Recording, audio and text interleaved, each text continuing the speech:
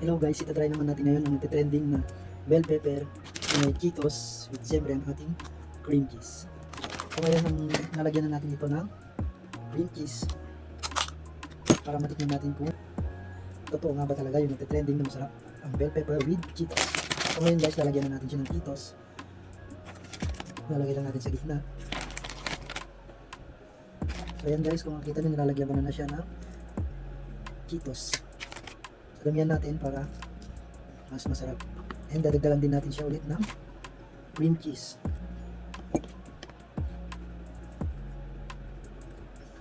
So guys, tapos na yung maglalagay natin ng cream cheese and Cheetos sa ating bell peppers. So malalaman natin ngayon yung moment of truth ng Cheetos na may bell pepper.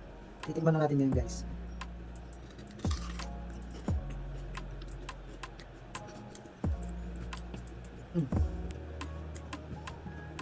Masarap naman siya guys.